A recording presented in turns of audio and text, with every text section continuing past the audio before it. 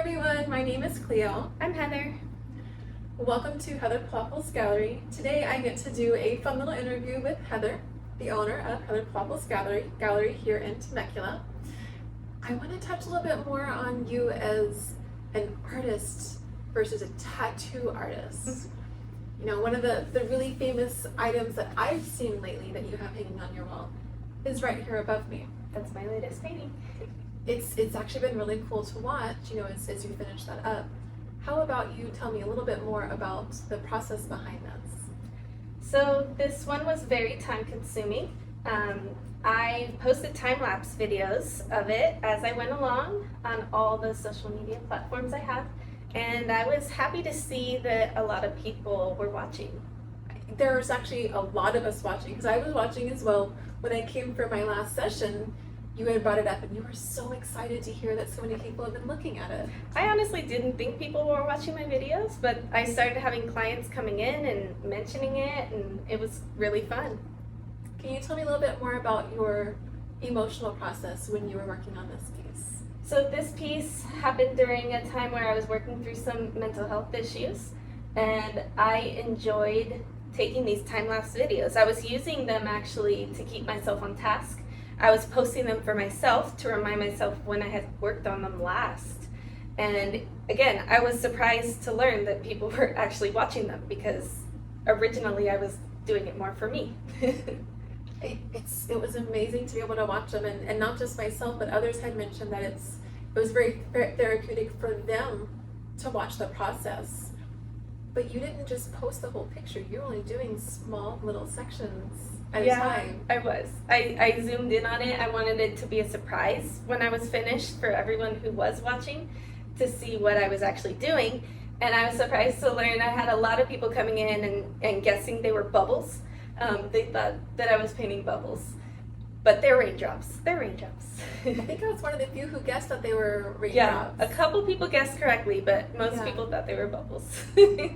You know, I'm not a painting or drawing type artist. You know, everything that I do is more, you know, as a model or in a book. I love writing. Mm-hmm. I would never understand the full process behind choosing your materials or how long something's supposed to last, because when someone's buying something, they need to really know what it is that they're purchasing. It's not just a pretty picture that you use a paintbrush for. Can you tell me a little bit more about the process behind all that? Right, so my training at Laguna College of Art Design was classical, and I did learn the skills of the masters. So my thought process is always trying to make it so that it lasts as long as possible. So obviously there's limits. When you do watercolor and paper you can get a couple hundred years out of.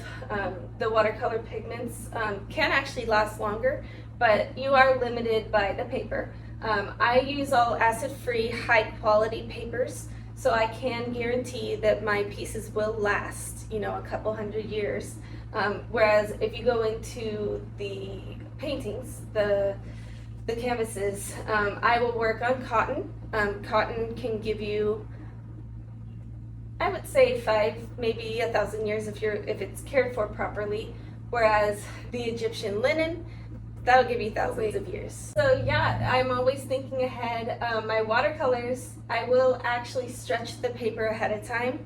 It's a process that not a lot of artists do, but I find important because it keeps the paper from getting wavy. It makes sure it's flat the whole time I'm working on it. Now this one took me 2 weeks to stretch. I don't know if I'll ever do a watercolor this big again, but this one was manageable. I was able to get it done in a few days. You had mentioned something to me, you know, before we were on camera about the other picture that you have. It was Egyptian linen. Yep, Errol over there by the door. He was painted on the Egyptian linen. So it's what they wrap the mummies in.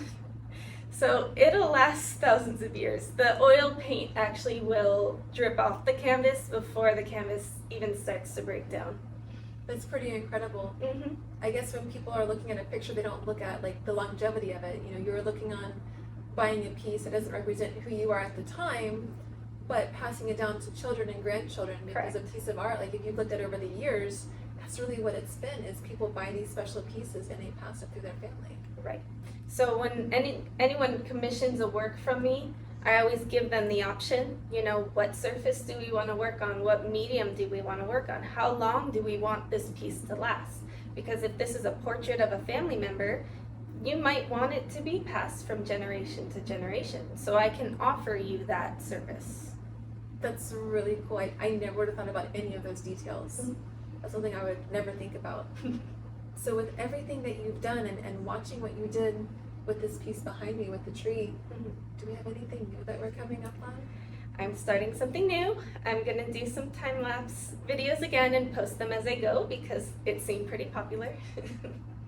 Do we get to have any sort of insight about what's coming up next? I'm gonna go the same route and kind of zoom in on parts so you don't know what the full picture is until I'm done.